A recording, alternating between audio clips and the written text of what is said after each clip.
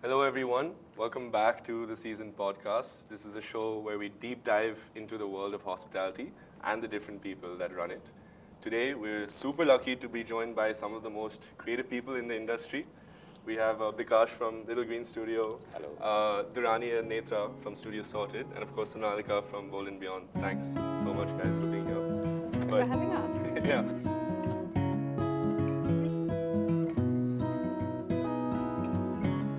No, I'm going to start with something very cliche, but I love hearing answers to these questions usually. But how did you guys get into the industry? Right? I think it was before COVID for most of you guys, if not after, but I think it was quite a niche industry to get into. So I would love to hear about how your introduction. Are you asking from a personal aspect of how as a person I got into this, or how I got into hospitality? What was your first integration to the hospitality industry? Understood. Yeah. Bikash, maybe I'd like to hear from you. So for me, obviously I'm a restaurateur first, I call it that way. Obviously I studied marketing and advertising, but so in 2011 I started my small cafe called Green Theory. It's been 14 years. So in 2020, I think creative studio was a very natural inclination. And I feel that both hospitality, running a restaurant, and this is a creative field.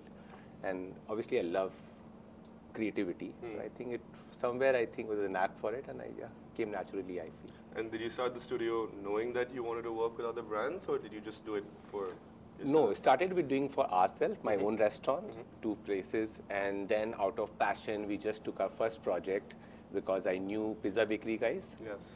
Nikhil and AB, me and Nikhil studied together. They saw our page, my own page, who's doing our social media, like I'm doing it myself. And they're like, I'll do it for you. I mean, Why not? we didn't take out money, nothing, 3-4 months. We just did it out of love Just and got passion. free pizzas. Free pizzas. It's a deal. Free pizza for life. Good deal. And from there, I think 3-4 years, I just did out of passion and love. And thanks, no thanks. Unfortunately, pandemic hit. There was a lot of time for myself, honestly, but again, after 1 week, didn't want that time. Wanted to do something, can't sit at home. And there where we started Little Green Studio, a lot of people contacting us, but had so much time to work on branding, content and everything. Took small projects here and there, and from there it kind of worked well. So what would you say you guys specialize in as a studio? We started as social media and content creation studio. Right. Again, designing and branding was very natural. I think love doing it. I'm not a designer myself, but love creativity. I call myself self-called creative, not director, creative founder. I call it myself, not a creative director, but happen to work with a lot of creative people in the industry. A lot of collabs, I think, and it just happened. I think, it was very, very unconsciously smooth transition to small projects coming into picture. So we did content creation, social media, branding. Now, obviously, we're doing a lot of other stuff, but started that way. Okay. And this was always in Bangalore? You started in Bangalore? Always in Bangalore. I studied in Bangalore. Grew up in Bangalore. I call myself from 27 years. From 7th standard, I'm in Bangalore, so I'm more Bangalorean, I feel. And was in Bombay. Then came back after working there for 2 years, came back, so Bangalore is home. Really cool, really cool. And Sonalika, how did you start? I think you were part of the industry for a while before. Yes, right? I actually started my career from a PR agency called Madison, just when I graduated. Even though I was working in an agency, I think for me, hospitality journey began there. One of the first brands that I worked with back then was Shangri-La, so I was part of the pre-opening team then. Okay. So for me, of course, back in the agency days, of course, there were multiple brands that we were handling, fashion, lifestyle. But I think my inclination towards hospitality began then, thanks to Shangri-La and I think the amazing team. Interesting. That was. So then, of course, worked there a couple of years and then moved on to the brand side. JW, 612, Nevermind, the VRO guys. So yes, I think it's always been amazing working in the hospitality industry, so to speak, be it on the agency or the brand side.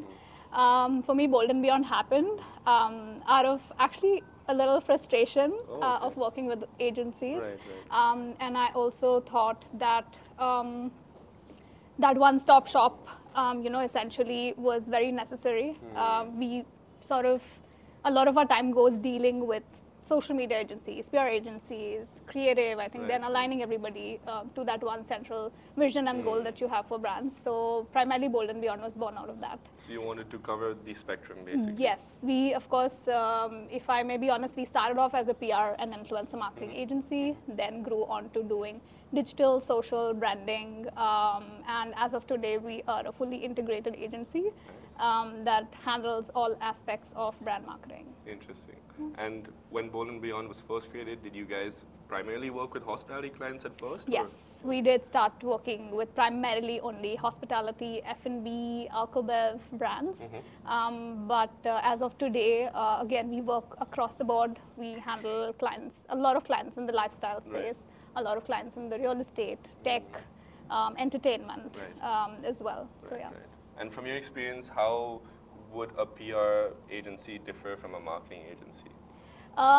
PR is one aspect of marketing.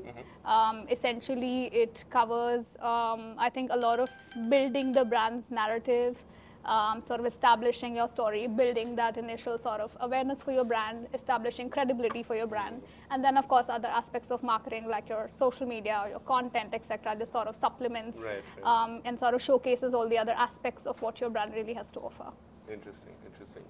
Would you say that a PR-focused agency should naturally do content as well, or is it two things of its own? Honestly, it works wonderfully when Okay. your PR agency can also handle content for your brand, because we are the ones sort of putting together and sort of establishing and creating your narrative.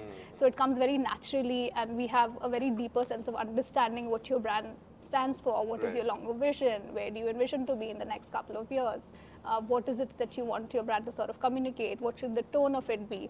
Like a lot of times, in fact, that's when I said initially, when we had started as only a PR influencer marketing agency, and then of course moved on to the other aspects of it, it came very naturally to us. Makes Because sense. we already understand the brand. As I think one of the beautiful things about being in the PR space is you have first-hand experience and sort of leverage to interact with the founders and the leadership team directly. So the kind of understanding that you have into each of these brands is amazing. Cool. Very cool to hear that. And how about you guys, Durani and Netra? What was the entrance into hospitality? Because I don't think you guys had a background in hospitality before, right? I mean, for us, we started with a lot of designers in India actually start their journey with music industry. Okay. Making posters. I mean, it's a very simple idea because music industry also struggles with their budget. So that creates an opportunity to work with young designers. It's like a small ecosystem. It's good because if you have more budget, then the students will not get a chance to work with these guys, right? So I think for us, before we got into hospitality, we worked a lot with event, entertainment, and music. And then actually those guys itself, when they entered hospitality, they liked what we were offering on the table, our strategy, our direction towards making something fresh. And since we started identity building, right? Like the idea of, even though we didn't call it that back then, we were doing festival and event identity, and then that sort of extrapolated into when they went into hospitality, we did it with them, and sort of. Yeah, and since built both up of from us, how we there. work is, if I'm strategizing, she's a creator. So that enabled us to do things from scratch. In fact, doing things original was probably easier for us. So I think since events and music allows you to do that, I think it set a good tone for the hospitality entrepreneurs to look at the fact that they can get something fresh. And I think that's how we landed our first few gigs. It was the same set of people who started a couple of bars and restaurants in Chandigarh, and one thing led from another. At the start, when we started the team, we have a slightly different direction of what you guys did, right? Yeah. Maybe in your case, you went from more linear to 360. We did at the start we thought maybe we can do everything because you can, right? And then I think over the years we realized what we really like to do, what And the- we continue to do so. I think Yeah. we're finding it better and more impactful when we niche down into what we really find our strengths in. And now with studios like, Bold and Beyond, like LGS, everybody are there to handle the social media, the PR aspect. So now, since 2020, now we are very strategy and branding oriented, and we love creating identities. So I think that is what we have. Yeah, come and up. then we've realized that the different teams that are there have so much of skill and expertise in these specific things that once you collaborate with them and hand over what you envisioned as an identity, it takes off really well, as Yeah. opposed to Just work with trying to strengths, do right? Like everything. if the three of our teams will work together, the most optimal way is to just let us work with our strengths, and then you will get a good result, because even for the client, they know what to expect from each, and there is no confusion as who will guide what. Right, Yeah. right. So And because all of, at least what we feel is that all of these specific things have a very different mode of thinking. There is one where you have to think very big picture. There's one where you have to think numbers. There's one where you have to think people. There's one where you have to think consumer. So it's good if who knows how to think about that person or that thing is thinking about that. So Makes I think sense. for us, the biggest hurdle was saying no to retainers. Yeah. Because again, right, they'll say, hey, I like your social media, can you do it for us? And as a company, retainers are so important Yeah. for stability. But the promise that we did to our team, right, like they're joining a young agency like ours, they also want to do work, which like gives them time to innovate. So I think for us, the couple of years, we did And some variety. social media. But now we're like, sorry. Now what we do is we create guides for social media so that the other agencies can build onto it. But we don't do any management or any hygiene aspect of it. But we take pride in creating a guide Got it. and just keep it cohesive. I think we had some I experience. think we have Collaborated. collaborated, Yeah. obviously, with On- Smash Guys. Yeah. Okay. So We did the branding and we did the... again, so like stay to your strength and things are gonna go right.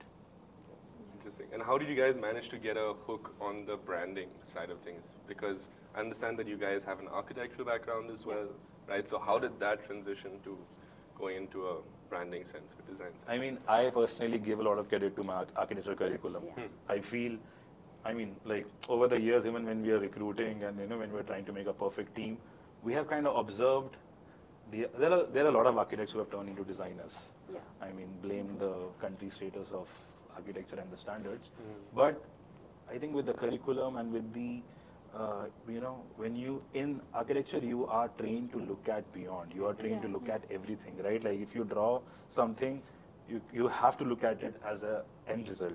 yeah. So I think and you have to like our subjects range from like some amount of human psychology to structure to philosophy to just space making and some abstract things. So you have to keep dabbling into all those layers. So I feel like that just gave us a lot of skill sets and just trying stuff out, and that's how we I mean, sort yeah, of over the years, why brands should work with us, it's because even when we speak on the first call, the first idea that we have, it's not just an idea for that thing. It like automatically, if we are suggesting and thinking on something, it's layered till how it will look in a physical space, Yeah, it's which right is the from most your important thing for conceptual hospitality. storytelling to the fact that will this get built or not. So you have to think that entire thing through. And You since can't we are promise the story architects, without. that's how what we expected of ourselves, and that I think traveled to our team. And I feel probably our hook is the fact that when we strategize and we come up with an identity, it's not for the screen or it's not only for a physical collateral, it's beyond. It's not for the next 5 years, it's beyond, right? It's the intention is for it to stay evergreen. And right? just be very robust for Yeah. all that it might have to Yeah. encounter. And yeah. Very cool story, guys. So how long has it been since for all of you guys now, since you guys have started? For me, I've been working for 15 years. Yeah. Restaurant as a 14 years. Okay. I would say creative founder in the last 5 years. 5 years, okay. And as you were saying, I think where I think the nuances comes into picture because I was a restaurateur first and a creative founder second. I think that practically you become creative. Because creative is very, we all are creative here, right? Everyone, every individual today is creative, from a panwala to anyone, Yeah. right? Yeah. But here, I think, as for us, I think all of us, I can talk for all of us, that also now we understood that being practical is also important. Like for design, content, everything, the storytelling part. And also design has to be practical. I think Yeah. this is where I think the strength of all of us is. And for us, I think that's the expectation that whatever we suggest, there is some base knowledge of practicality. Yeah. We can make it happen. Work because on we are it, sure. yeah. Yeah, I think similarly for us from a very PR com standpoint now, because I've worked in the hospitality industry on the brand side for so many years, I think the level of thinking is very strategic in that sense. It's not just, okay, this is going to be PRable or this is going to give us a lot of media mileage, but is it going to be practical? Is it going to get you ROI? So we think a lot on those lines when we actually strategize for every brand. Right. And I think in hospitality, the test of practicality is quite a bit. Yes. I don't know what you guys think. I feel like because it's so dynamic, people are changing, there's so many different factors into it that what you did gets tested practically on a lot of levels. There's a lot of tug and pull. And then, so that robustness gets tested a lot. And So as it a comes down to balance sheets. End Yeah, of the day, yeah. it all comes down So to you have balance to be sheet real because it's a about balance business. sheets It's a from business. for the front and for the back end, Back end as well. sustainability of actually be able to remain cohesive. Yeah. You know, like you need to create a brand guide which you know your team can do it. Right? Yeah, So you that don't is a make very something important so factor. That's why if you complex see and- a lot of rebranding that is happening these years, they're all trying to make it more generic. They're like they're removing the colors, they're removing the logo mark. Why? Not because that's what the customer wants, because the back end ka kaam will be so reduced. Yeah, yeah. If a brand has 5 assets versus a brand has 1, like imagine how many guidelines that 5 assets will have versus Yeah. this one. Yeah. So I think both the aspects from Just a them. lot more adaptability, expandability. Yeah. And such people makes our life easy. Yeah. Can imagine. And thanks to them. And these guys will make sure that it remains cohesive. So Yeah. it's Because because otherwise you can tell whatever story you would want and then 1 year later it's something else. yeah, right. So Sonalika makes sure that reaches more people. Yeah. Oh, yeah. Yeah. It's a crazy I've combination. always seen this side of the industry to be very competitive in the sense that, of course, there are a lot of different agencies you can approach to today, and obviously a very limited market for what's there, right? But for you guys, I feel like you guys are very pro on the collaboration front and Yeah, trying to for sure. make everything that works possible. But what's your take on it? Like, why collaborations and why not a competitive nature in this one? I think it doesn't work today. I mean, Yeah. like it or don't like. I mean, obviously, being competitive is good. Staying hungry is important. I'm not saying that, I mean, that way. But collaboration is a currency today, right? I mean, I can't do everything. Creatively, I can't achieve everything. Like if I'm working today, for example, I'm working on a brand, Coco, where she's doing the PR, we are doing the content and strategy and storytelling. Together, it's good for the brand. Today, if we have egos, if we are competing with each other, it doesn't go well with the brand. It's not fair. Because that's hard. Like a lot of effort has been put by the owners, and they're putting the trust on us. I think the least we could do is work with each other and work better for the brand. I think it's just human. I think more than anything, it's just practical to do that. And I think as I know where Sonalika is coming from, where they are coming from, I think I'm in the middle. We also, I'll be honest, in the past we tried it. We tried everything. We are still trying everything, but we are creating a niche. Now I know my strength. I know my team's strength. And also, I think it also comes down to, because we are creative, we don't want that toxic, if the word is toxic, clients call it, or toxic work environment. So just letting go of certain things is, I think, better for us and for the team. I think even on the financial side also, as an agency, obviously you will grow horizontally and you will grow vertically. Horizontally allows you to take up more, 360. And obviously that way you're able to take more and you're able to make more money, you have more margins. That way it also works. But when you also grow vertically and you add depth to one of your offering, I'm able to charge much more than maybe what I was charging as a 360 agency in my branding.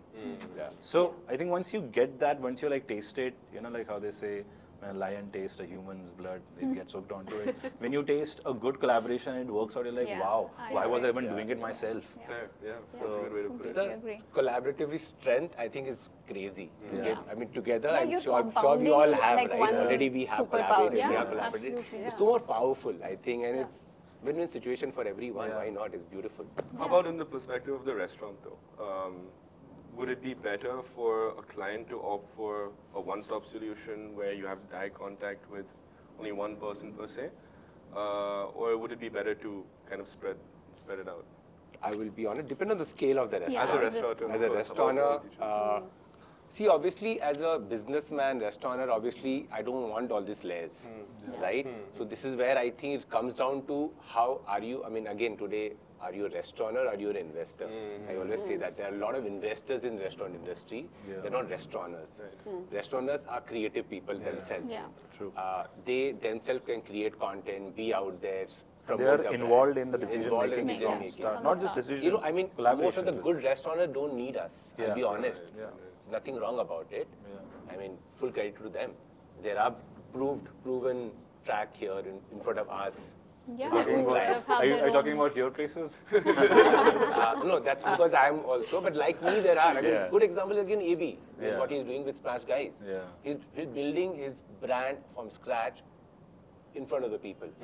But I mean, coming back to your topic, depends. End stop. Again, depends.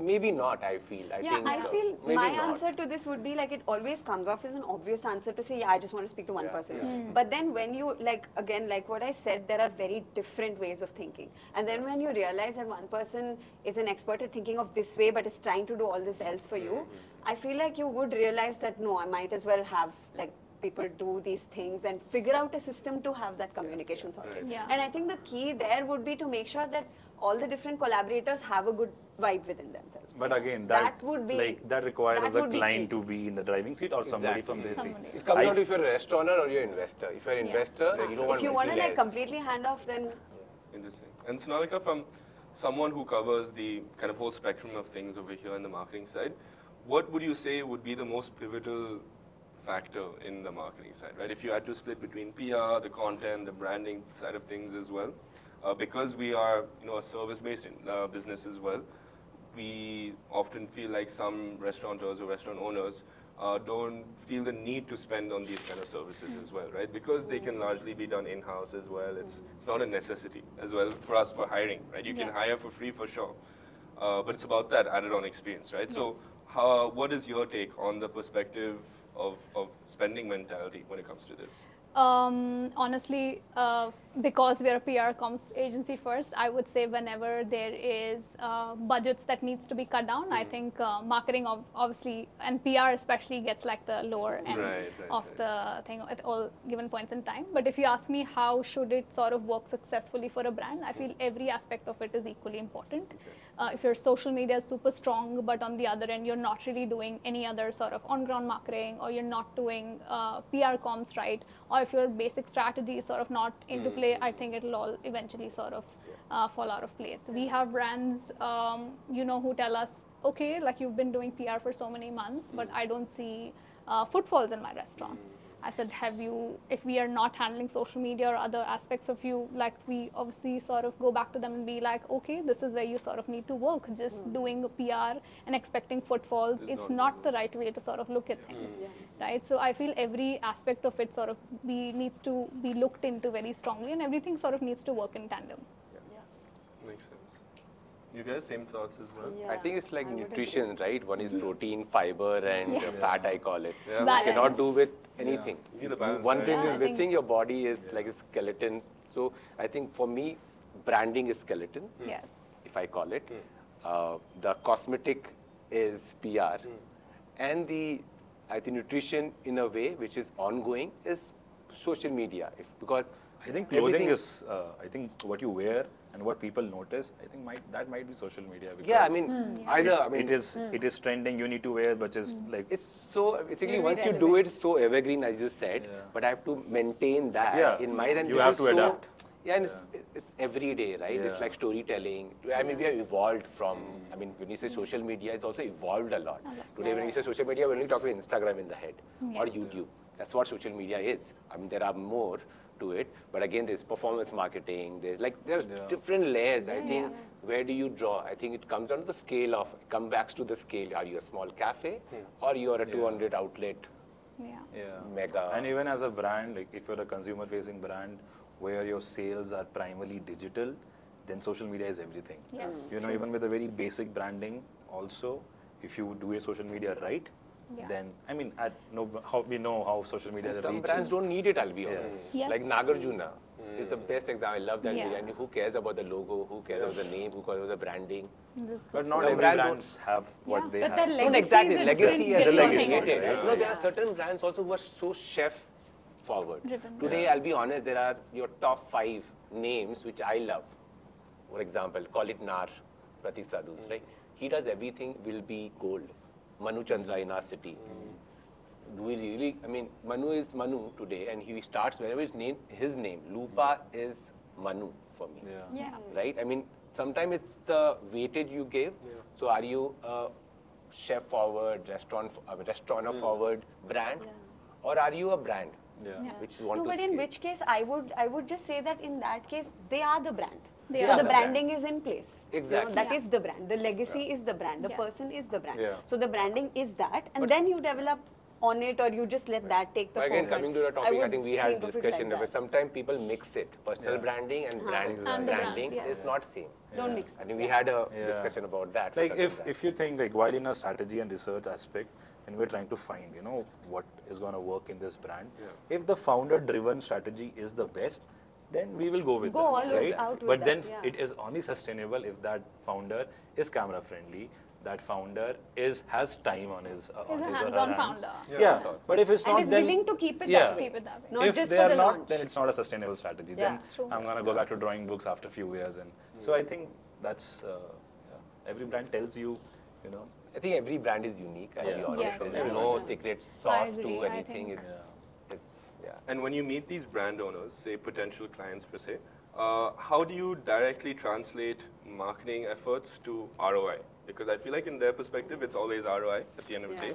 So, and there's a it's a bit difficult to convert your marketing efforts into numbers, right? So how do you guys go about, how do you convince the person? I think it's a less load for us because think But it's we more for have us. faced that question. For us. We have faced that question, and then I think our sort of answer and real answer to that is also the fact that after us there are 4-5 things that have to happen. like their So, like, success is my success. Yeah, like so I their can't say that- cohesiveness to see like when I see the brand physically or something, that is like the branding work. But I think the ROI something is like most. he is the Kickstarter. He is like he Yeah. gives the good beautiful branding, looks fancy, looks beautiful, makes my life very easy. Honestly, if good branding is there, good colors are there. If it's a product based or a restaurant, it just does the way. Thanks to architect also, obviously the place how Yeah, it looks. yeah. That goes for I think the first quarter or 6. Right. Yeah. After that, I mean, it comes down to honestly the core of hospitality. I think which we come to is food and service.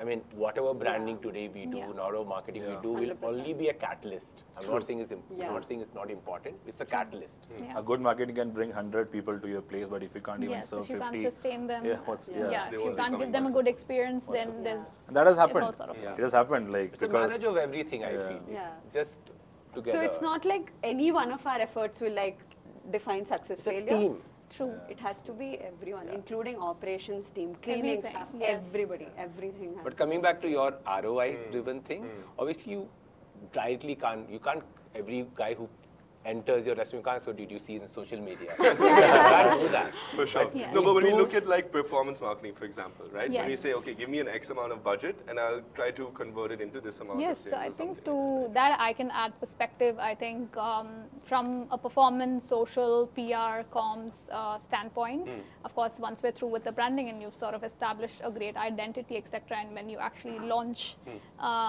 the brand in the market, from a performance marketing standpoint, I think you can always sort of put a pin on it and be like, all right, this is the kind of amount that I invested into my performance marketing, and this is the kind of footfalls it sort of garnered, which of course can be measured based as the kind of reservations that you're getting. There's always a call to action, whether it leads to like a book now or like a call now option. So I think it's easy to track from a performance marketing standpoint, the kind of leads, etc., that you've generated, and that stands true not just for hospitality, but all the other brands as well. Unfortunately, from a PR standpoint, you can never always put a pin on it and be like, okay, this is the kind of ROI that I got you. But I feel that is one of the things that most brands understand, but some don't, that PR is essentially a longer game. It's essentially what people are going to perceive of your brand, not now, not 3 months from now, but probably 5, 10, 15 years from now, right? So that's essentially what we're trying to build here. That's why it's a little upsetting when people sort of forgo the PR or be like, okay, this is not generating me revenue, so I'm gonna put a pause on things, you know. So that's essentially what it is. From a PR standpoint, you can always sort of still tell the client that this is the kind of eyeballs that, you know, this particular article got or this particular influencer reel got, etc. So you can always give them these numbers, but you can never directly put an exact ROI to it. But still today, I think what happens is you can, in hospitality, when I talk about a cloud kitchen, is easy to track comparatively to a restaurant, because it's just cloud. It's all about brand building, PR, and performance. Like, you have to track it because the brand is built with that ecosystem of being social.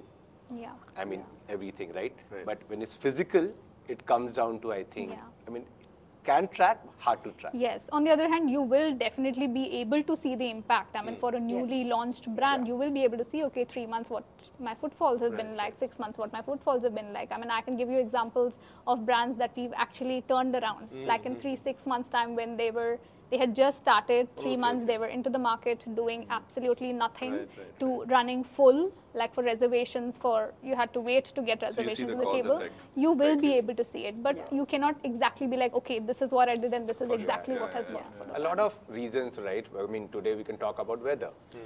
It's nothing on our hand. It's raining, it will spoil business. If season time is there, post Diwali I will call it the honeymoon, 3-4 months is good time.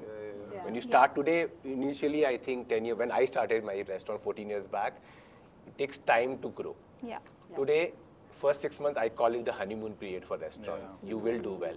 If your product and your branding and everything is on decently good, especially in you will Bangalore. do good. In Bangalore, I mean, the test starts after 6 months, how the product, how the brand is. I think for us, the ROI aspect really comes in the negotiation stage at the start.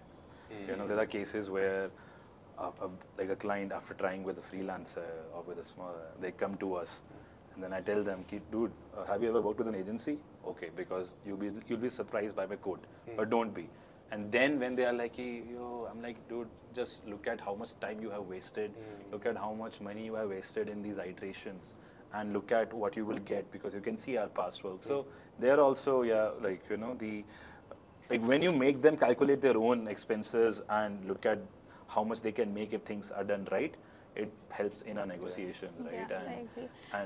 And I also feel like branding, especially, I feel people sort of underestimate sometimes, because, I mean, this is your identity. This is what is going to be your identity for the next couple of years, like till the time that you're going to sustain. So don't sort of budge on that aspect. It's the basis of your brand. It's where you're getting started. So I think that's another very important aspect that I think people sort of fail to understand. And I think people are beginning to realize that branding is not logo, right? Yes. It's not just a color. And if they don't, then we are happy. I mean, it's our job to make them realize, right? As you said, bring them to Subco here and just make them just go around. Like there are... No, in fact, I did that. I mean, we were discussing before this, right? I think I had one client meeting here where the client was like, why do you charge so much? So much, I didn't say much. We just sit and when they see around, look around, you saw what is... Branding is not a logo. It's not a logo design. Branding is so much, right? There's so much happening around it. So when you sit at Aji House, you see that, right? Subco actually in India has created, thanks to Subco actually, thanks to them, that people take it seriously. Actually, Subco is a great case study because it tells you branding is not a logo, it's not a type, branding is a reputation. And if a brand does it right, it sets a reputation. Now, it's basically what all different people have created an image of this thing, and that image, that reputation is what actually the brand is. As a customer to that place, I have a reputation. Either my expectation is, whatever they will do, it will be well crafted. Or whatever they will do, a t-shirt, anything, I know it's going to be good quality. So everything comes together and it successfully creates a reputation. So it sets that base for everything to... Today, with your access to so many coffee shops, in fact, Subco is keeping all the best estate coffees which we drink. It's it's any other coffee, honestly. It's good coffee. I'm not saying it's bad coffee, but what set them apart is that Exactly. Yeah. brand And their awareness. Or like a place like Architecture. Soka, when I see that energy, that humor, and that becomes my expectation. When I enter inside, I am greeted in that same way. I read some copywriting on the wall, I'm like, okay, everything tells me. So this is a good case study of branding being done right, because it has not misaligned with my reputation expectation.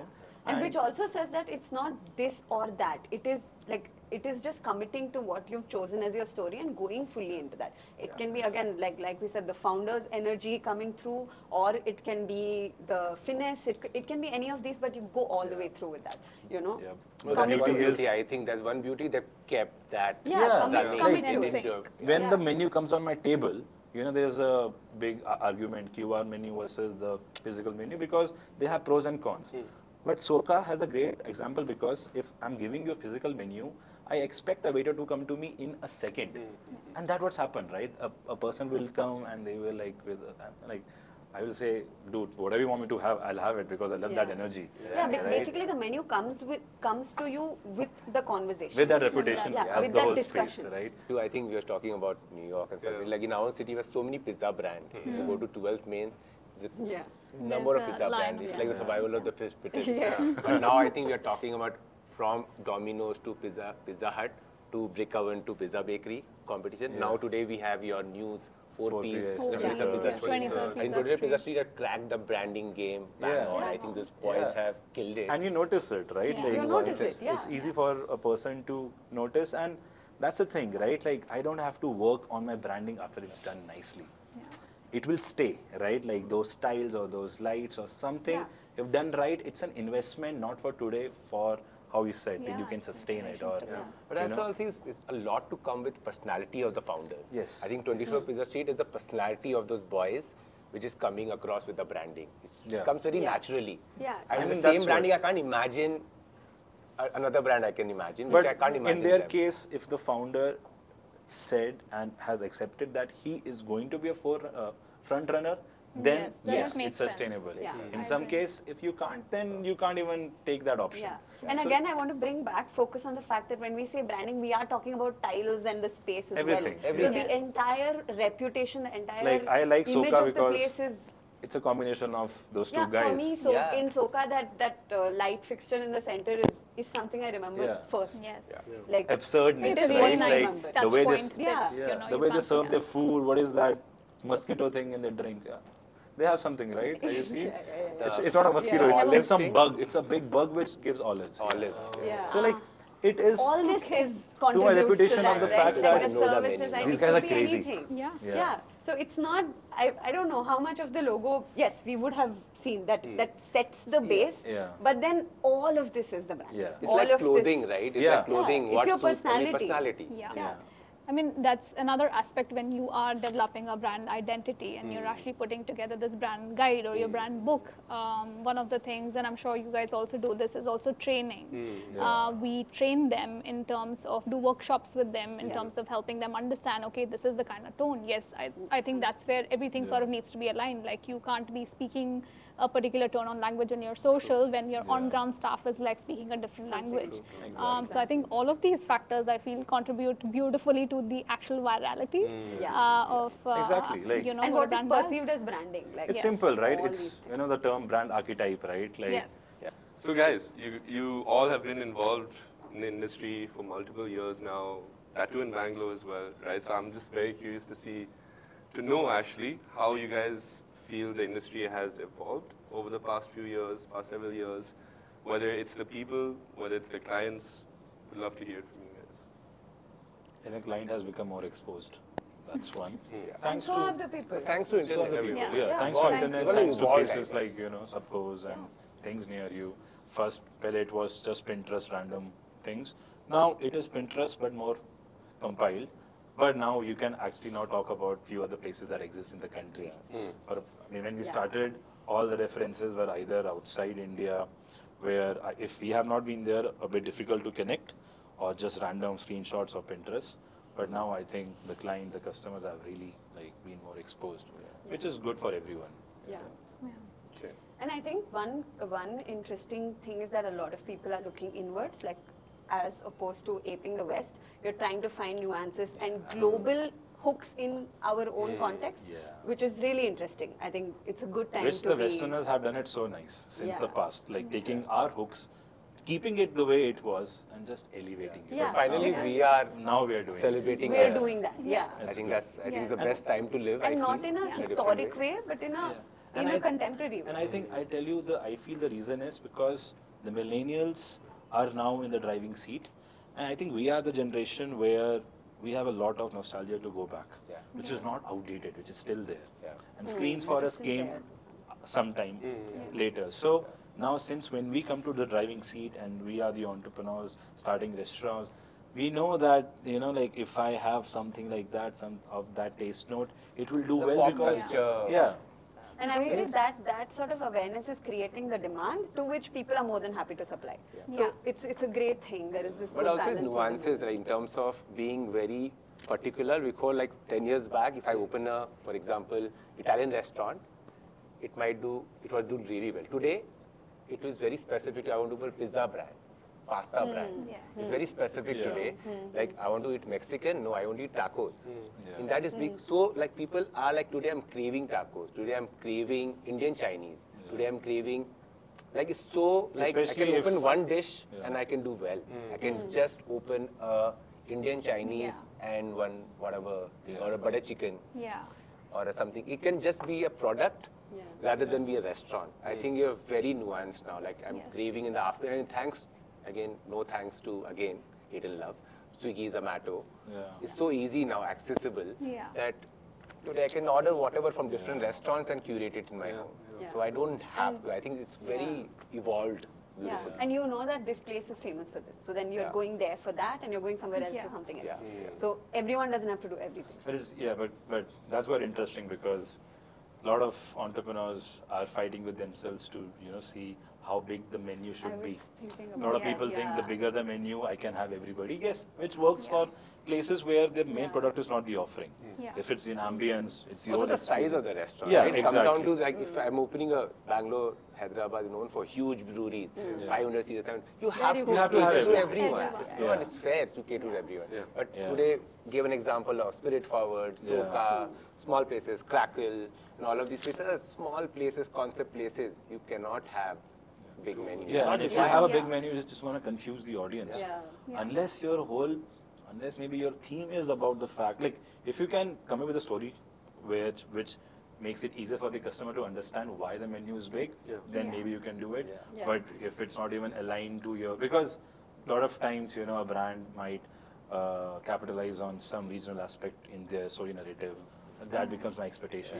Then I go there, then I see there is Manchurian also, there is naan also, which used to happen when we used to go back with Yeah. our The parents. best to- restaurant doesn't have a menu today. Yeah, Palmlore in our city doesn't have a menu. yeah. So that shows that it's not about, Exactly. I think, it's about having, I think authentic word is also very loosely used. Yes. Not authentic, what I meant, good food. People need Yeah. good food. Yeah. No Yeah. drama. It's gone are the days of gastronomic, this coming out. And I think how you So- said Swiggy, I think Swiggy has revolutionized. Like Yeah. even not just from the what to eat and for the entrepreneurs, even for us from the UI UX end. If I don't make it look like Swiggy, it will not work. Not work. The Yeah, whole yeah. Indian population have just become so hooked onto this and seeing it like that. Like I don't know what to call it, but it's Habit. a century Yeah, I feel created like a people have habit. become It's very like- impatient also in the sense like you want everything at Yeah. your fingertips. That's- Yeah. So that That's- I feel has definitely also allowed a lot of brands to sort of step up their game. And you would see Today we Zed- know what we want. Yeah. It's Yes. very clear. Today I'm like, you asked us red wine, white wine. We know Yeah. what we want. Yeah. We don't have an option. We Yeah. don't want Yeah. options. Just want what we want. Yeah, Kuch bhi yeah. Like for chalega. example, That when time we has were gone now. Gone, yeah. when we were working on Smash Guys, we checked what it looks like on Swiggy. Like how much do you Yeah, see? Right. And that was a really the most deciding important thing factor. to know because I don't want it to read smash goo. I Yeah. want the whole thing to come Like out, what right? comes? Does burger come in or not? And should you cut Call things it down because social of that? real estate. Do you add the or not because of Just that? called So- social real Yeah. estate. Yeah, yeah, For yeah. me, that profile picture in Instagram is so important. It's searchability, right? When you search, how you see in that small circle is so important. Yeah. Yeah. Like 100%. we live in that age. Yeah. I mean, everything is packaged for social media these days, right? What are kind of content that you guys are working on? So that brings me to my next question. What actually are the KPIs that you have to look at on social media? Because you have so many things, your follower counts, your reach, your views, and all of that. But how would you guys, as someone who has built businesses online for other people, how would you go about looking at what are the metrics to kind of focus on and what gets filtered out? I mean, for me particularly, I think it's about, I mean, of course, there's your reach, there's, metrics and all of those things. But for me, I think in terms of content or what I feel on social media and what I can relate to is most definitely authentic content, something that you can relate to. I mean, we work with influencers so much so that certain things do come across as ad, and honestly, nobody wants to look at an ad. You want to be able to relate to that. You need to be able to look at that and be able to put your trust on it and probably click and sort of buy the product or go to that particular place. So I feel in today's time, definitely micro people, like micro influencers. As a consumer of any kind of creator's content, I want to know that you are talking about this topic because you know a lot about this, Yes. or you have an opinion about this. Like, it's not like just because you have reach, you're talking about everything, right? So a lot of times I look for advice because I know that maybe they have done this before, or they have experienced this before. There's And some kind that's of a where your hook to niche that. sort of comes into play, Exactly, right? yeah. Like you can be doing anything and everything, but tomorrow then I'm going to question that. Like, do you actually know what this is about? Yeah, because then it's just an ad, like you said. Yes. Then, And and I then think you're it's, like, maybe I think today it's all about authentic storytelling. Definitely. It's all, I'm not saying against aesthetics, everything is important. I think, but that metrics is, I think, done. Today, really don't, people have the 3 second Exactly. see, that's it. there's so much to consume. We You're are able like, to sort of grab attention Yeah, in those couple of it's, seconds then. And I'm It's sure, like, anxiety if you watching go it. back to your feeds, and you will see, like, there are these 2-3 reels to compare. One reel, a lot of efforts, budget went into it to making it so beautiful, versus something that was so impromptu. Low effort. 100% this will have the more views and shares, right? Yeah. And as you said, right, in that first second, one more ad. Because of YouTube and the ad culture, you hate ads now, Yeah. right? I think no, we you need to stop subscribe selling. to I think stop the it. problem Yeah. is, I You think pay to stop it, Yeah. right? Yeah. with most of our clients, when we say that, first of all, first question is like, you need to stop selling on social media. People are not consuming content in social media to buy. Exactly. They are here to have fun. They are here to know your story. They're here to discover you. They're here to learn about you. Not about, hey, buy my pizza. Like, for example, the one reel that you had done for Kla at Soka, where like Avinash was asking like Ria, so what is the menu? I saw that video on I think loop. that's all Because- seen media, Vipin and Yeah. team. That's fantastic. Yeah, so and like because it was not about what is the product, it was funny, right? And my expectation became that if I go there, it'll be fun. But then it was on the same day as Coldplay tickets, so we were all stuck on our laptops. But that is it, right? Like even I think when Naru or Kotiar like announced beer, you saw Kavan eating wings and drinking. Yeah. Like you can do that high quality. Nobody's asking you to not do. But first, second, if I know the hook, things like that, it's just gonna be. We did mention that if you don't get pro tickets, that will disappoint, but we won't. Yeah. Please come to Sokla. We call it Sokla. So clear. I think that So was clear. yeah, That was yeah. correct. Right, Yeah, so I feel relatable, authentic content definitely. UGC, really today. works. Yeah. UGC, Yeah, that's what they say. Yeah. Even Like I feel in terms of, like you were talking about performance, I feel if you're able to create that recall, I mean, you intended for it and it does happen, that's success. I feel like, for example, when we created a certain style of illustration and everything for Junies by Ria, the fact that so many people are putting pictures of the box and somebody cut out a piece of that illustration and put it on their pinboard, that's success. Yeah, but for of her, that particular thing. For that project, the main X factor was a local person doing in south of Bangalore. South of Bangalore offers that warmth. Local person offers that patriotism. We just connected just on these like words. fine craft, Even like- for her, this was her, even her tone of voice, her use of words had to remind her potential customers about. It's not something that you will taste a cake. You will taste nostalgia. Like this is not what it took 6 months to make it. It took her 100 years to. Yeah, So there's that finesse, but served with And It's very humor authentic, and right? humor. I mean, it yeah, comes down to and boils people down to end up that. ordering not because then storytelling is about 3 things, right? One is status, the other is affiliation, and the third is fear. These are 3 hook points where you can get a customer hooked onto your story. So either people connect with you on a status like aspirational, like, oh, I need to be part of this because it's going to help me raise my aspirations to what I always want. Or it's affiliation, right? Like what happens in Junie's. Hey, I love it, I know her since a long time, or I'm in South Bangalore, blah, blah. Or then the fear of missing out again, which And a lot of usually others it's do. like different levels of all 3, which are always playing a thing. So this is a 3 hooks, and person has 2-3 seconds. Combine it tells you that an ad won't work, right? Because maybe an ad will work for Mercedes or things like that. But even there also, they all know. And even I think I'm sure, I feel influencers now, their ROI is decreasing quite a lot than the UGC can offer, right? Even in the influencers also, now maybe, I think wit and humor, I think is just becoming. At the end of the day, see, Definitely. I'm here to get entertained. Yes. End of the day, social media, I'm here to not open getting someone's It's a dopamine banter, fix I need. They're sad. I mean, social media is not unfortunately, for sad people. Yeah. It's for, I am sad, I want to be happy. And I'm Now sure give even that happiness. when so many wars were happening, yes, you wanted to be a part, but then there was a saturation point, right? Because it was killing your whole day, and I'm sure some of us would have either deleted Instagram or blocked it. So that's, what I'm trying to say is, if it's not going to make you happy, you will delete the app. Yeah. You will.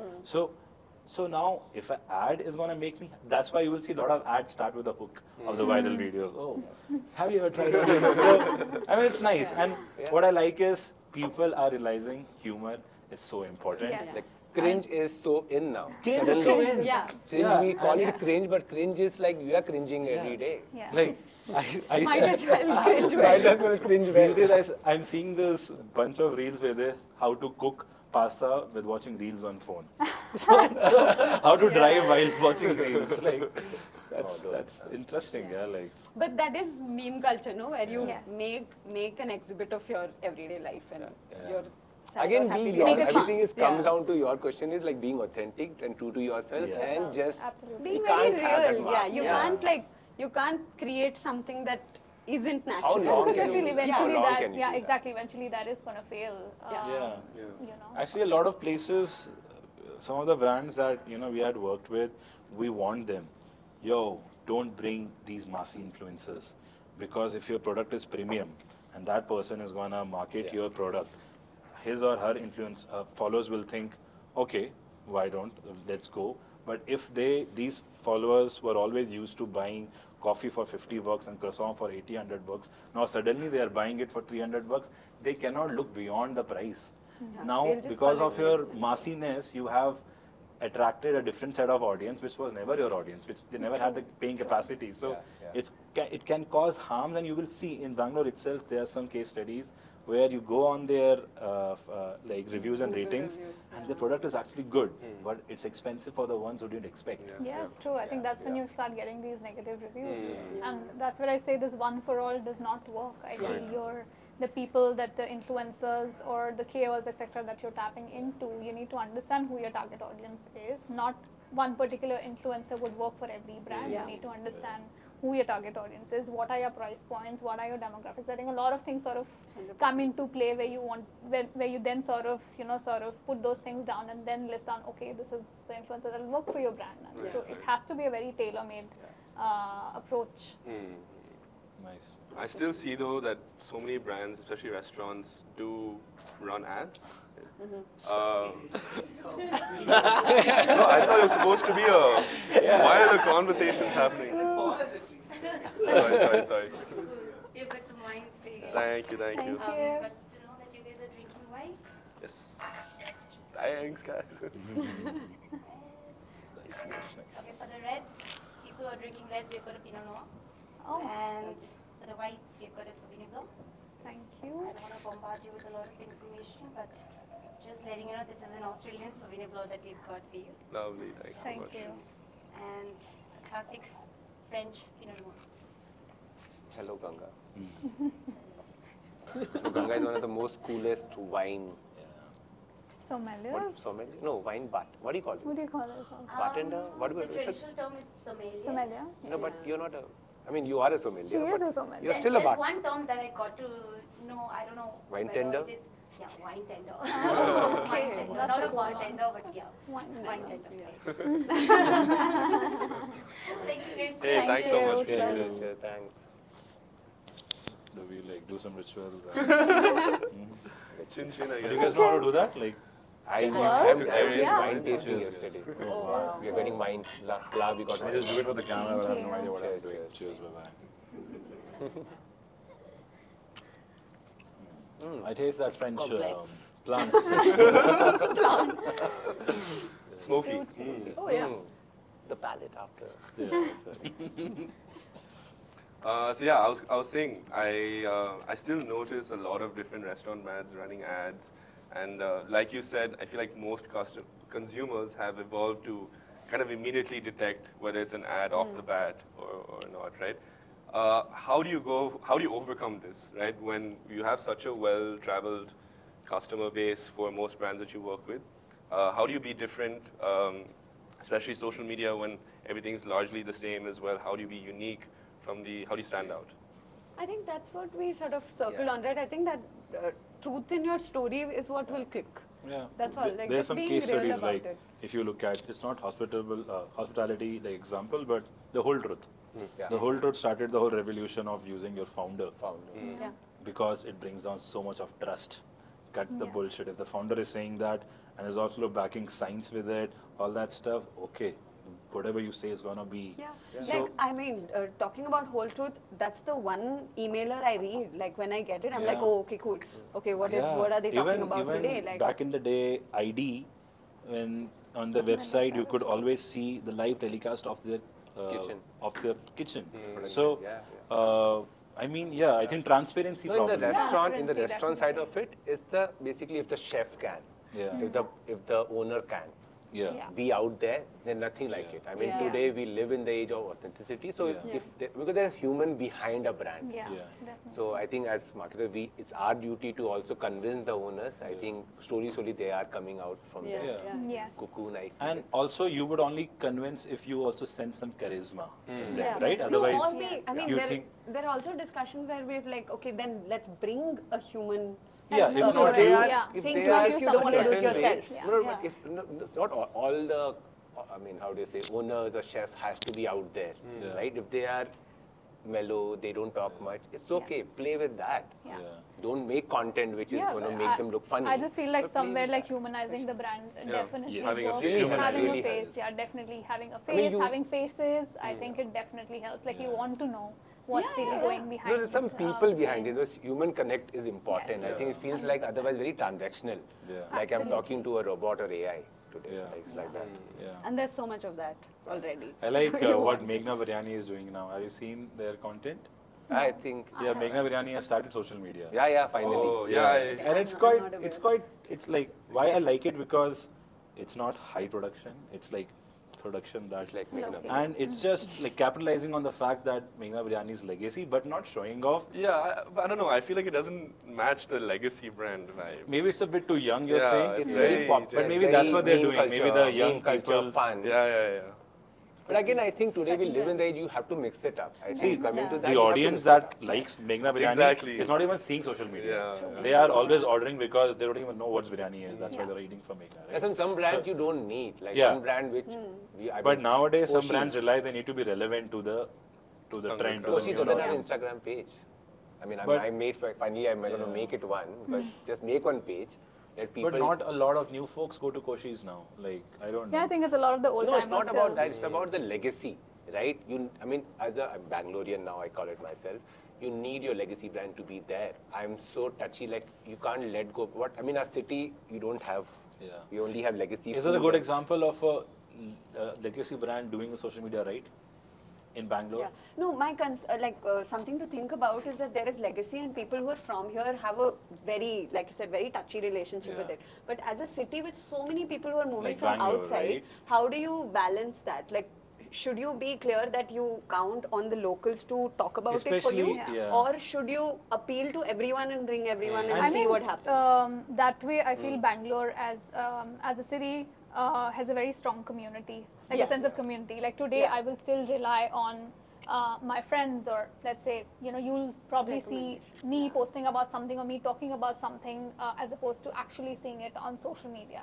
I feel that's why, again, from a communication standpoint, it's very important to build that word of mouth as well, where and that's a strategy that we use very effectively for our F&B brands. We get actual people who are potentially your customers who are going to come, sort of dine. So yes, we do use influencers, etc., to create that social media awareness, but we also bring you real people who are your potential customers to come and experience your space, what you have to offer, and then, of course, depending on the kind of experience they have, they will become Talk about it. One brand which you're customers, talking about. besides, of course, the word of mouth. I think one brand in a nice way, I don't know if there are brands, but Corner House, I think Tree is doing it. I don't know. I think they started recently. They started, as I well, think right? they're doing a good job. I Yeah, like it. I like it too. Yeah. It's ice cream brand. They add that they did of dancing. Dancing. That's good. But again, that was a trend. Yeah. They took it really well. I Yeah. think trends are there. Trends to are there be- for you to take to care. take it, but they did it really well. Yeah, What I that's meant is correct. that brand, when you say legacy Yeah, brand, yeah. No, I Yes. totally agree. are doing a good job. Because Doing the right way. And I'll tell you why. Because in our team, almost everybody's an outsider, and we are able to get a small survey of do you know about this place? They all know about Corner House. They might not know about Koshi's if they are Gen Zs or if they are Young. That's why I'm saying they need younger to be there. I'm not saying. Yeah. See, now a lot of places you don't go for maybe the food or something. Not nowadays you have so much option. I'll go to Koshi just for the vibe. Because you have That- experienced that nostalgic and you Yes. have that. Yeah. But somebody new will like. Because the food is sometimes questionable. Like someone comes to Bangalore, honestly, where do you take them? Yeah. It's like that, right? There are, and it Certain comes down to places bar, that- pubs, yeah, yeah, restaurants. yeah. Big Bruski Max, Lala. you can take them to Lal Bagh or Kaban Park. That's again. That's Yeah. That also after that you'll come to one of these places again, before or after. Lal Bagh or Kavan Park, which one wins for you? Kaban Park. Oh, is it for you guys the same? Yeah, Kavan Park. I'll say Lal Kamal as well. You've been to Lal Bagh? I've been to Lal Bagh because they allow dogs there. No, they Kavan don't, man. Kaban Park, they Kaban allow Park allows does, dogs. yeah. That's why I like Kaban Park. After 4 years, we got to know that Kavan Park allows dogs at all times. All times. I thought it was only didn't know Sunday that. morning. Oh no, 4 that's years. just one of those days where you find like most people coming through. This is where social media marketing works. Because when you first search on the Uniforming. yeah, man, that was a big. I feel Kaban bad. Park needs to be on Instagram. Kavan Park is nice. We Kavan need to Park tell is- people we allow dogs. I'm a every big day. Lal Bagh. Fan. Yeah. South Bangalore, also, right? Memories, nostalgia. Yes, We have not that is tasted it. Yeah. One thing, Netra, that you mentioned just before was how Bangalore is such a diverse city, and you have so many new people, not from Bangalore, coming into the city, and you have to kind of account for that when you look at marketing, right? I wonder if this is the same in other cities. Like, I'd love to know what you guys think about the other cities and how, let's say, what kind of strategies work or what kind of perspective of marketing works. If I take 3 cities, Bangalore, Bombay, and Delhi. Delhi in the head comes for me. I don't know why sophistication and little bit out there, blingy, or I don't know, maybe a Ego. cliche or because of whatever reason. The content has to be a certain way. Yeah. Bombay is still, I would I say, would say mellowed Bombay down. is quite, would be still more similar to Bangalore than many of the other Bangalore is, cities. I would say, more laid back 100%, and more yeah, open 100%. to things. Yeah, Yeah. yeah, Very yeah. experimental. Bangalore is, I think, a perfect spot that if it works in Bangalore, it might work in most of the places. Yeah. Like- No, but I mean, just to think about that, there is this certain casual candidness to the crowd in Bangalore, Yeah, which yeah. is very peculiar. So, while this way might be true, I'm also usually skeptical about like here people are willing to take it for what it is, but somewhere else maybe people want those few extra layers to be able to accept it. Yeah. So that way you might need to do your context study before pitching what might be working here. Like in Bangalore is like I the feel. laid back Goa.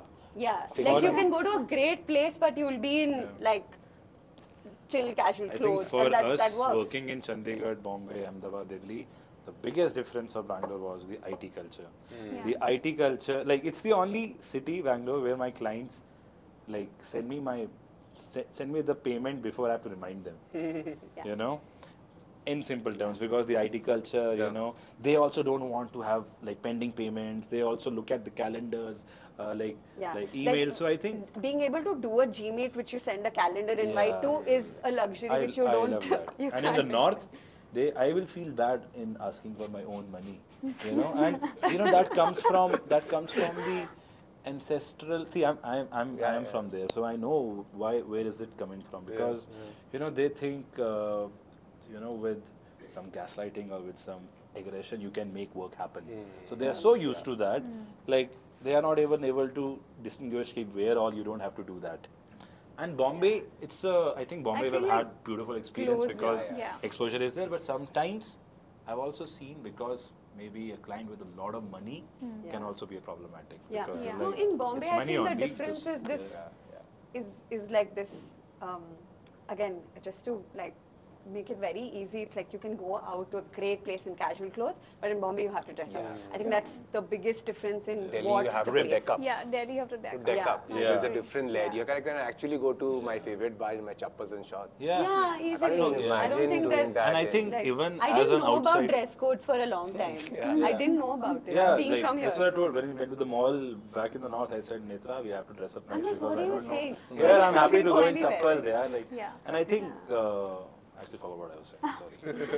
I think to answer your question from the kind of clients, etc., from that standpoint, I think each of these cities are very different from each other.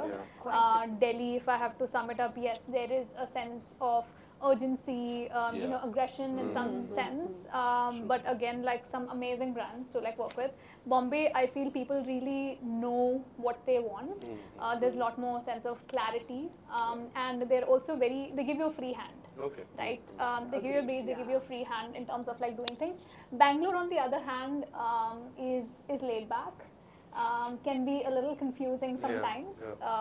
And Hyderabad, in that sense, I think is again like very open to things. They don't mind shelling, a good amount of money if they see value. So similar, no? Bangalore, Hyderabad. Bangalore, Hyderabad, kind of similar, but I Only still feel Hyderabad is a steroid. yes. That's all. Yes, yeah, but there is this key difference I feel between Hyderabad and Bangalore, Bangalore. where Hyderabad there are some layers that you can't miss. Yes. Like you have to make sure that I think you are caste respecting and someone. social status, I No, or think, just plays like a huge Tollywood role. references. I think It's that Tollywood. is It's Tollywood super obsession. I don't know important. if the right it is thing to kind- say, yeah, but I I agree. thought It's kind of Tollywood like Delhi a of the Delhi South. of the Yeah. South. Yeah, Like- Delhi of the I don't know South. if the right But thing to still, say. they're very, in my very. opinion, the difference is like Delhi, they will still shell money like regardless. But I feel Hyderabad people seek value for money, and then they don't mind shelling. Like, Which is smart. whatever. I think which Yes. is. And Yeah, I, fair. as But a, there is that layer of like one blanket thing you have to know before you do But it. I There are feel- do's and But don'ts. sure, There yeah, are do's and there don'ts. there's a good yeah. respect in Hyderabad. 100%. I love Oh, that. 100%, There's a yeah. good, they respect you a lot, which is, I don't know where But it I comes think from. also, I'll be honest, as much as I love Hyderabad and all, it also comes down that you're outside from the city. Yeah. It comes down, like if I walk from, I mean, that's for me, I think any other, I mean, not saying Bangalore people don't respect, but it comes down to, okay, from a different city, you don't know much, but that respect is there. Yeah. And that's with me, I think most of the clients from Goa, Bombay and all, it's like that. Bangalore is like, you know him. Also, I Friendly, feel as very an friendly. entrepreneur, I think probably Bangalore is the best city to start I a agree. business. I think people are way Bangalore is a city more overall. welcoming over here. Yeah. But I think you had offices and- like you mentioned in one of the previous answers, I think it's super important to make sure we're going and respecting that local context, And we can't just be like, yeah, I'm a Bangalore studio, so my approach I is like feel, Bangalore. yeah, it's important, and I feel for you also to be able to get a full-fledged inside understanding of that particular city. It's important that you are there. You're physically there, And you're interacting with the people you're interacting there. with the people You're getting the and- pop yeah. culture references. Yeah, from because I there think and there's all of only that. so much that you can sit from another city and sort of have like an overview of things. But I think that deeper understanding will only happen once you And are that's, I physically think that's a fun exercise in branding and strategy, Yeah. right? Yeah. Tier 1, Tier 2, Yeah. Tier 3, Yeah. the language, how do I sell the promise, Yeah. the culture And like when we reference. interview during like user research and stuff, we get to know stuff and we're like, oh god, we Oh, thought wow, something like, else. you connect the altogether. dots, so like, Yeah. okay, so this one will work for it, and it actually does, because if it's research and strategy backed, more Yeah. like for us, our first 3 years actually we didn't even do any projects in Bangalore. Yeah. It was all not Bangalore. No, no. Yeah. But somewhere I mean, it's only also the mellowed down, architecture right? was- The disparity and the difference between each state because of thanks. Again, we are watching the same thing, listening to Yeah, the same yeah, thing. We have become similar-ish. Yeah. Thanks, no thanks to internet, but all the state, everyone, like from a 3-tier city. I don't think it is become same. The same I similar. would say a lot of the people have also, I mean, if at one time this city had maximum of these X kind of people, Now they have Y and Zs also. Yeah. So now there is like a so now you have an acceptance. expanded market, Yeah. but still that X is what defines the stereotype, right? Yeah. But Yeah, now, yeah, as an entrepreneur, if you are looking for that Y and Z, now you have more option versus 5-10 years ago. Fair enough. So I think And that X factor which will really propel that difference will be being true to that context. Like you can do a lot of stuff that obviously has that global appeal, not in a like Indian Yes. appeal, but then you have to like take it up a notch by, being true to that context. Right. But comfort aside, if we look at a purely numbers perspective in terms of industry growth, where would be the best place to set up shop in India? For a restaurant, you're For saying? for a service-based business for the we've hospitality got 3 or 4 agencies. I mean, I don't know why is Bangalore still. Yeah, For me, I agree. I I don't feel know the why. I same. can't think of Yeah, any other. I mean, the it can expenses be are also Bombay, lower. Delhi, but again, Yeah. comes down to I mean, I know more people from Bangalore. I can do Yeah. more business here in a different way. I'm more connected to people. I can collaborate here better.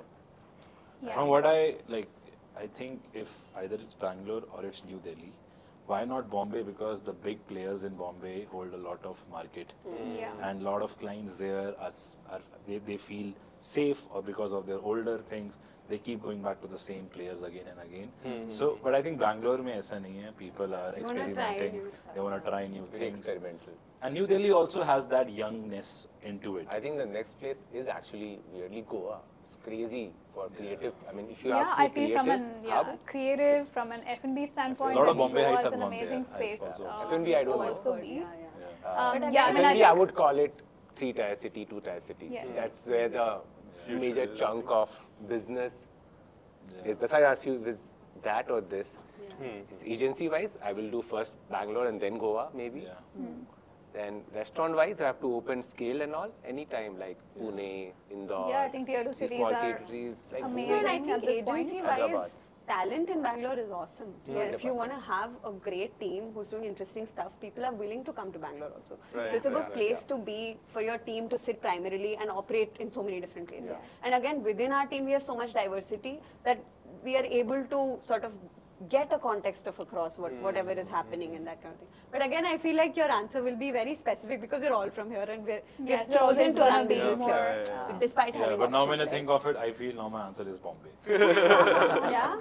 Yeah, but I don't know I because mean, I personally love Bombay as Yeah. well. I feel like you said earlier, it is of course a city which has a whole pool of agencies, brands, Yeah. etc. But I also feel there's that much potential Yeah. as well in the city to do so much more. I think Bombay is amazing as well. Yeah. it's How do also you- a nice name on the Bombay studio, Bangalore studio. Yeah.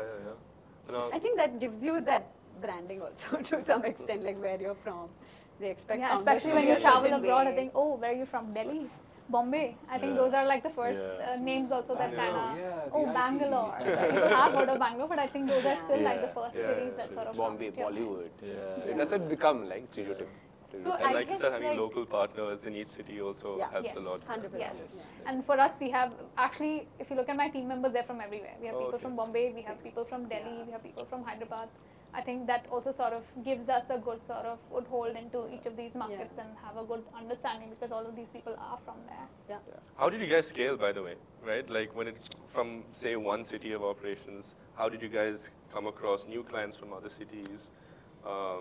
If not word of mouth, because that is usually, I think, the way to Yeah. get started, at least. I think for us, scaling is a bit, I think, more easier than you guys because for social media and PR, ground level presence is much more important. Branding you can do from anywhere, right? As long as your context As long as study you're and context user aware. research is in place. you So can I think And I Yeah. feel like our work, the fact that it travels through social media, it's Yeah. going everywhere. Yeah. So I think again definitely that plays a big role. come back to the collaboration part, right? You don't have to, like today, you don't need to own something. Is that Uber concept, right? You don't need to own Yeah. cars. Right. You can run a business, be the world's biggest agency or studio without owning something. Yeah. Because creativity, like I can collaborate and work. I can outsource work. Creativity, I can actually collab and work and get it done. So again, coming down to how we are doing in Hyderabad is because of local collab partners. Yeah. Obviously, we have one person full-time from our payroll. Otherwise, it's the whole team from Hyderabad because they understand the nuances, Yeah.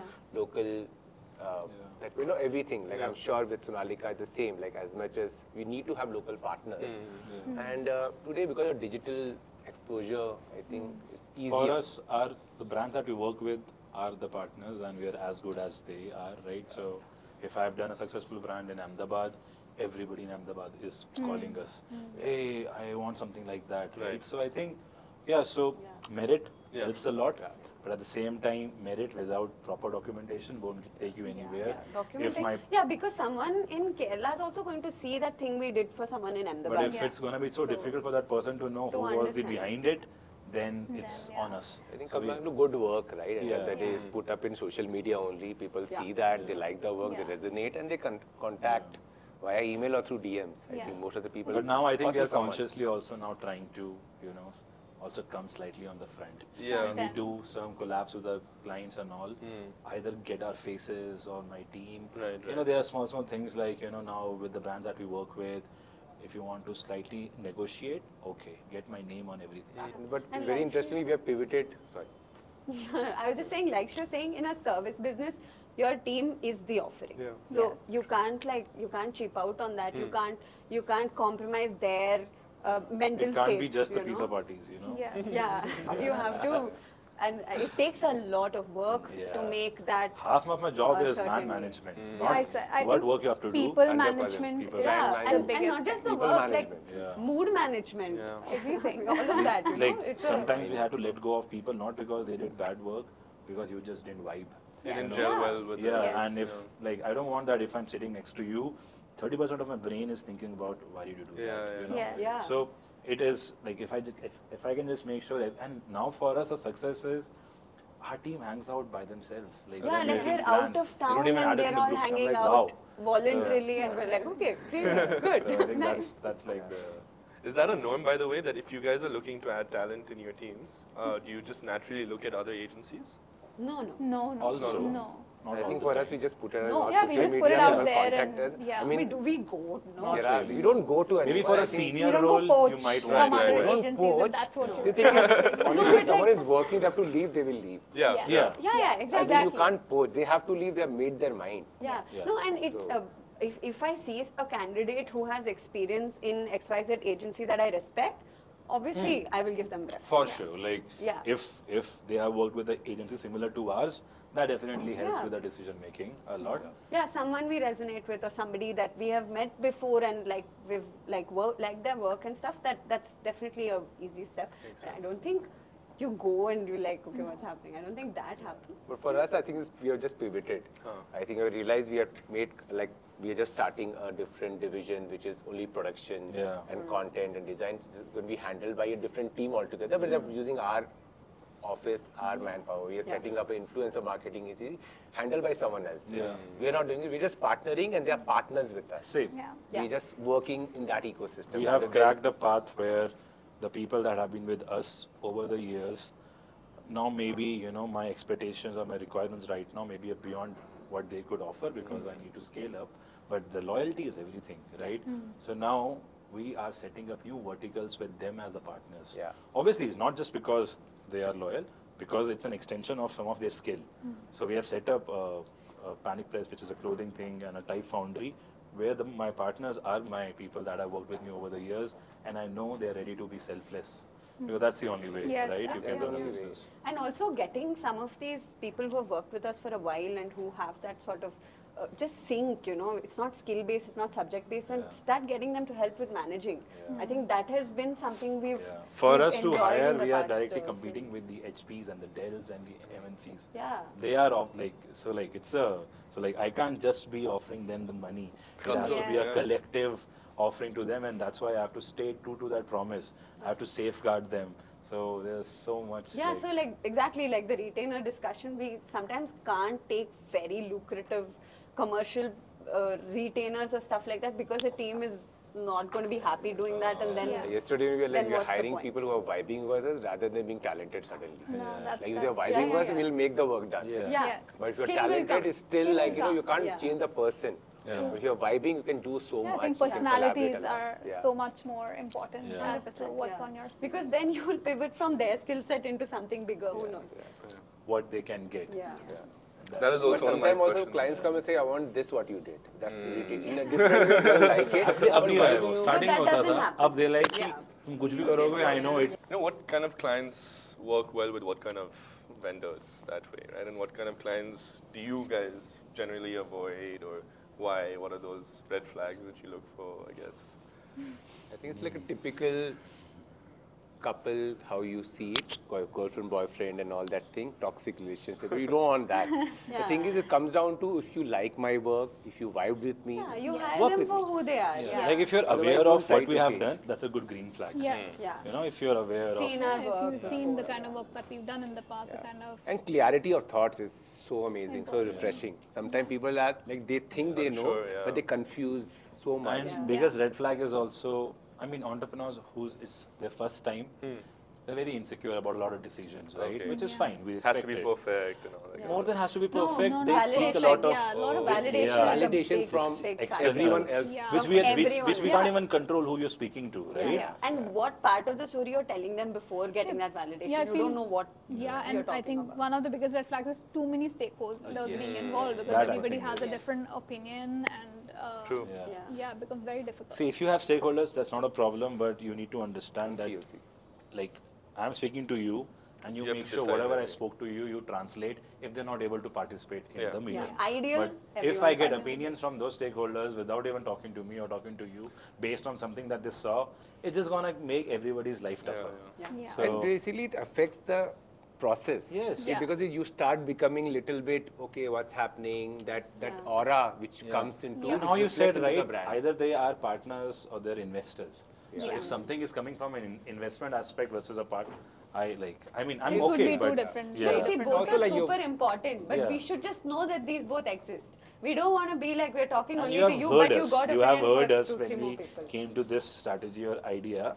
You heard why the whys and the hows Yeah. is important apart from just the what, right? Yeah. So Also, if it's like it's only transactional, that am I just one of your vendor? Yeah. You given the work, can I do it? Or is it more than that? Are you working for you? Or again, comes down to for Yeah. you or with you. with Yeah. you. If I'm working, trying to build a narrative, build a Yeah. story, build something beautiful, Yeah. it can be very, very small brand. Yeah. Yeah. Doesn't matter, I think, the scale of it. If it's something meaningful, it just excites. I think Yeah. as creative Excites people, it everybody, excites yeah, us. I agree. What I feel common within us is that we're very driven by our own, achievements, and we are very driven by the quality. So, like, the client needs to see that, because once they see it, they will know. Like, see, I tell my clients this: ki if I'm doing a project, if I don't win awards from this, it's a fail from me. Yeah. So I'm gonna make sure I will win awards from this project, because that's what I really want to. And only way to make it possible is to be selfless as hell and Yeah. make sure, like. But you have to understand that when I'm on board, I don't care about this or this. I'll make sure everything's this. But you don't try to Come like. and And why question, why would we even do a bad job? It Yeah, comes down yeah. to, I mean, as Sonalika said, we don't do marketing ourselves, right? Yeah. Our work is our Speaks for marketing. itself, All our yeah. work is put in our Instagram page. It's a curation of all our work. Yeah, Yeah. We don't put wanna like, be- there's nothing which put of our studio. It's all our brands you have worked with, you put their work. Yeah. If it's bad work, it reflects. Yeah. Why would I It's do a like bad job? The only benefit I got from working with you for 6 months is just the money. Versus I could get so much more if I Yeah. do it right, if you let me do it right, if you trust me, and if you let me in with all your stakeholders. Yeah. So that's why our first process of a branding process is questionnaire, where we say if you have 10 stakeholders, I don't care if you give me 10 set of answers, Yeah, or you but do we it need to together. know it. But Yeah. please, a lot of clients actually think, if I tell you this, then what about something that you could have come up with? So they think that they need to gatekeep they some of their gatekeep that, ideas. I think that's Yeah, one of the And bigger I'm like, red flags don't also. gatekeep, because you tell me and it's gonna help me, because it will be one. And if it works nice, it works nice. And because what happens is, if somebody has this kind of idea in their head, they want to keep checking if you'll give the same idea or not. Exactly. Yes. So And then like, obviously you're not Looking going to for come up with the validation. same exactly. idea So like, without if she's the my client, food. she knows that in her brand it wants to be like that because she saw something in some country, but she won't tell me because she wants to give me a chance. No matter 3 months, I'm showing her this design. You're She's like, looking I don't like it. But in the end, what her mind is saying is, it's not like that. But I don't even know what she's trying to compare. Yeah. First week, if itself I get to know that transaction of what that is. Now I know, okay, you know what I'm aware No, and of. then we can choose to debate it. Yeah. Fine, but let's be But open again, about I it. mean, that's the, how do I say, investing Mentality. mentality, right? That because I've paid money, I see it that way.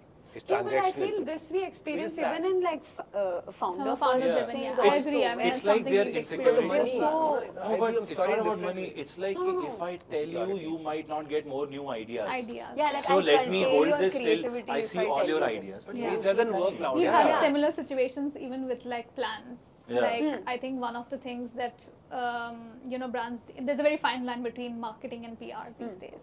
So brands also expect marketing ideas even though they just work with us from a PR standpoint. Right. So a lot of times they're like, no, we're not going to share the marketing calendar. You come up with what we were like. PR needs to align with your marketing calendar. Yeah. You need Exactly. to tell us what you are doing on a brand level So for we us to build be on able that. to amplify that. Yeah. That's such an important aspect of what we do, right? Yeah. I think education of, again, marketing is so vast, right? Yeah. I think people think, okay, you'd handle my marketing. Yeah. Yeah. But No, they they end come up- to us also for that. No, so many people say, but it's the same thing, right? And then you have to like break it down and be like, wait, like layers. For and then- us, it's so refreshing when we work with a seasoned entrepreneur. They take decisions on the Yeah. fly. Yes. And because they have gone through all of this, they know Yeah. there is no point of gatekeeping, Right. there is no point of keeping you in dark. And it reflects, like, Yeah. Yeah. while on call. And that's what I've also faced when I've worked with some of my international clients. When I give them 3 options, they know they have to choose one from these 3. Versus working with some of the new entrepreneurs, they're like, I like this, but what about what I've not seen?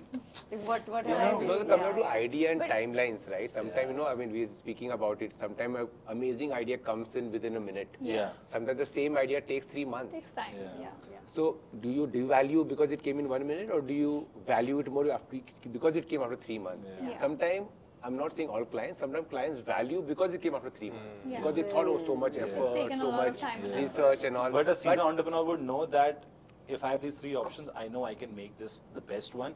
Let's just go with this. Fix Let's one. go to the next step. Yeah. So I think that But was. I think like as agency founders, it's also our duty to induce a new entrepreneur into this. So we can't be like, oh, you're a new entrepreneur, so you don't know, so I I think can't work with education, you. I Like, think we like or have don't like to be education, communicative because we can about learn a it. lot from. We Yeah. learn a lot. Absolutely. We learn a lot. Oh my Yeah, God. so we give these examples and communicate properly so that everyone's process is better. Yeah. I don't think it's about choosing Again, common either. between us, right? I think when Abhijit and Nikhil were starting Pizza Bakery, they were asking me because I was the seasoned restaurant for them.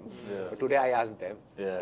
Yeah. It's so No, crazy because Yeah. I learn from them a lot. Yeah. They have achieved a lot. They have learned a lot. I mean, Yeah. for me, it's like scaling, growing. It's for me as a restaurant, I'm saying. Yeah. So much to learn from them. Yeah. It's Yeah. fantastic. I think what their they have. decision-making process was Yeah, mad. that was quite lovely. refreshing for us, right? Very Because refreshing. not all the time I'm used to take the final decision on the call itself. Because clients want to sleep on it, client wants to Yes. ask their girlfirls and Family, wives and everything. friends and everybody, I don't know, Or then husband. come back and then Neighbors. next day somebody else will say something. There's a new brief.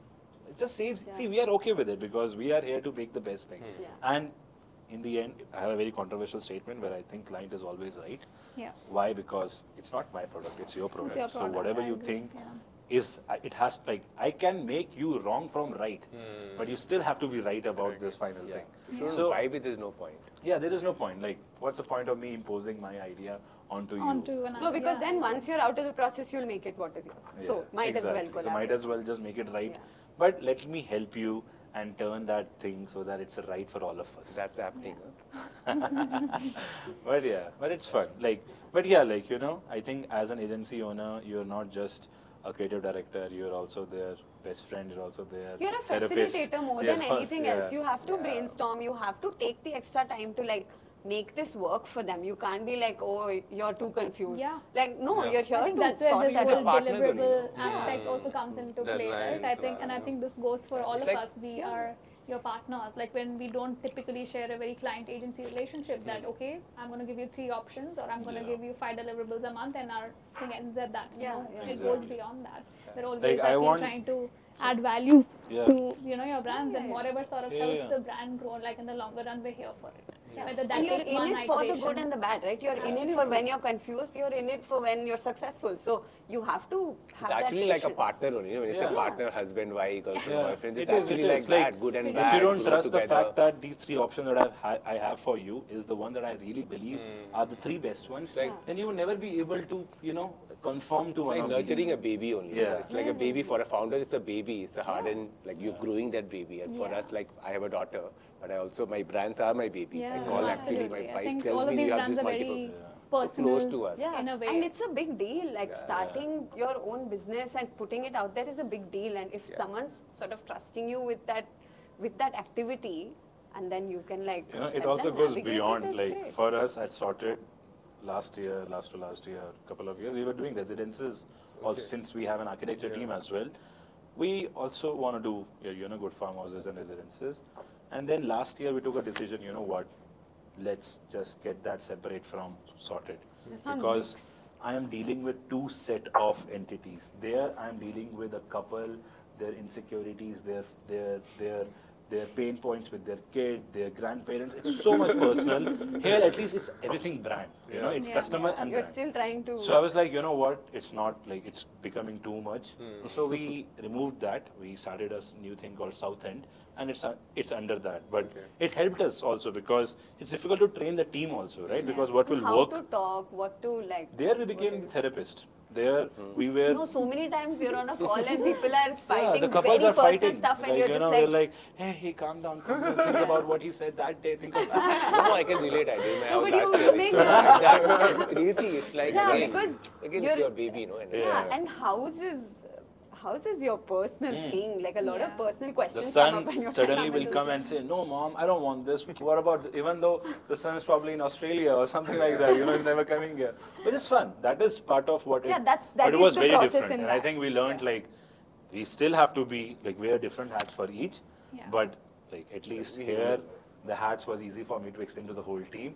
Here, it could go unexpected. And it can go for forever and Yeah, forever. it can go for a long time. Ever since you focused and doubled down on the branding side of things, right?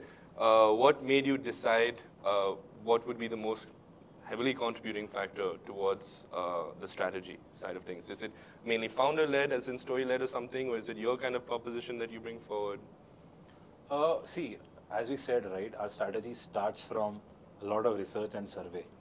So, I mean, we don't have any preconceived notions of. Yeah, it could if- be anything. It You have to it could start be with a anything, blank right? slate. Like we have worked in a case where the founder was very charismatic. In fact, we could see, before, like they came to us for a rebrand, and before that, we could see if anybody knew the brand, it was not the brand, it was probably the guy. So there are a lot of factors that dictates that where you want to go, but we still do a lot of. So we have like short and long form of surveying. In a general form of survey, we will survey probably the whole country or the whole local context, get like 1,000 responses to understand what do they mean by, say, if you're bringing donuts, something. What do you mean by donuts? And when you say donuts, what comes to your mind? What other brands come to your mind? So that tells us what is the general perception of my audience. Then I will also have long interviews with very specific user profiles that I know are my primary or secondary users. So all of this dictates and tells us. So in the end, it's all about, garbage in, garbage out. Right. We put in a lot of garbage in, a lot of dots on a thing, and then we just try to connect the dots. And then while doing that, we're like, okay, connecting these dots has given me one route, and this is route 2. This route is my favorite, but you have to be a You have to main choose. front on this. Are you ready? If not, then let's go with this. Yeah. So it's Conditional like that, based and I don't expect the client to choose a decision just based on some things. It's my responsibility to give him a teaser of the whole thing. Yeah. It's a teaser of like not just how the logo, the colors, Consequences of how it, it yeah. would come. Like if you ever do a podcast, what kind of podcast will it be? Right. Versus in this case, you might not do a podcast. You might be collaborating with, say, some music festival because you. So then they tell me, I see myself doing more of this. Yeah. So I think like if we were to meet a potential client first and we sort of get a quick idea about them, yes, out of like speaking to them and understanding what they are, we might have a hunch for it. Right. But we can't tell you that that's going to be the front runner of the strategy. We can't say it from the get-go. There's got to be like the process. For me, which like, no, I can, I answers mean, I that don't talk question. about other clients, but I can talk about my own brand called Kla. Right? It was when we started Kla, Ria, it was all Ria, right? It was Ria's vision and Varun's as a brother. They already had the brand Kla, right? But they made the logo from Canva and all. So when I came into picture as a partner and taking care of the marketing and nuances of it, like, like where do we start? So one thing was very clear that we want to be still that homegrown, still be homely. The logo should feel very not perfect. Doesn't have to be that perfect logo. Doesn't have to be otherwise it takes away from the brand's thing, right? If we want to keep Ria the forefront, because Ria is the sole person. If you see content also is all Ria driven. Right. She talks about the food. She talks about that. What she grew up eating. I mean, Kula is not an authentic Goan restaurant. We keep saying that. Yeah. It's Ria's and Varun. What they grew up eating, I mean, it's like a lot of people say your Coke Vindaloo is not authentic. I told, it's like a dal. Your mother, all our mothers make different dal. So Coke Vindaloo is a very native to Goa. A Christian household will make very differently, and so I think we played around with that and keep saying I think we now be making a conscious decision every 2 months you have to put up a content that we are not authentic. So people assume.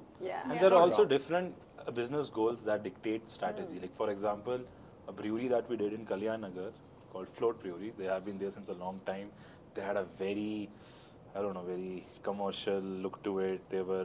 People were coming there not to appreciate beer, but because it's a family place. Because it was there. New Like, it founders was close came, by. the new founders took this on a lease and they're like, you know what, I'm in Kalyan Nagar and I can see Manyata Tech Park is next to me. I have all these tech park folks, I have these IT folks. So for us, the whole strategy and research became, how do I rebrand it in such a way that I get these tech park folks? So that was a very business goal-led strategy. So we did everything to do that. And it actually helped because for the tech park people, for them, Big Brewski was the only option. We cannot compete with Big Brewski. What they can offer cannot be done in their small setup. But whatever they cannot do, let me highlight those things. Or let me talk to my customer, because my customer is now very Cosmo guys, they're the ones who love stand-ups or friends or these kind of things. So let me talk in these lines. Let me give you an idea. So it's been 2 years since we did. Yeah, either it's I think this is where I think you have done your job. This is where I think the PR in a way and also social media comes to picture. Because I keep saying it, you have to evolve. I think for me, it's not even like, I'll be honest, not even like every year, it's every day. Social media is so every day. It's like instant gratification. I saw it, it's especially trending. F&B, like it's so dynamic and ever evolving. Like every single day, like there's something new. There's a new place popping. There's a new trend. I think for us, one of the brands that I can relate to from what you said is Paper and Pie.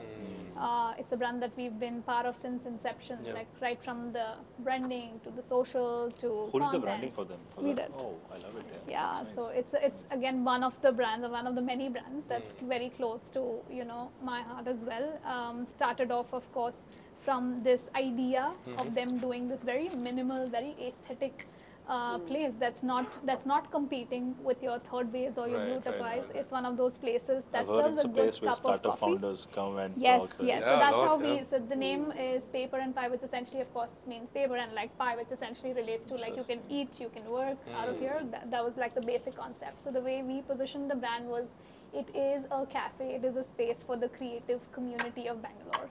Be it the startup founders, be it the designers, the artists, like whoever is sort of just looking and this was just after COVID, right? So it was the perfect place See, where it's you a reputation that they're trying could, to build. I think It came from the founders' idea of making it like that, or was that your So strategy? the brief to us from the founders was, yes, they wanted to do a really nice aesthetic space. They have a podcast room. They have a meeting room. Okay. So the way we positioned it was, okay, this is going to be a space that is going to be for the creative community of the city. The way we did the launches, we did not, yes, we invited some creators because there is a podcast room. There are things that you can really leverage, from the space, but we also invited a lot of startup founders, a lot of young entrepreneurs, freelancers, because it is a space created for them. And it's been about 2 years or something of handling the brand. They grew to 3 outlets, and I know they have so much demand to open in other cities.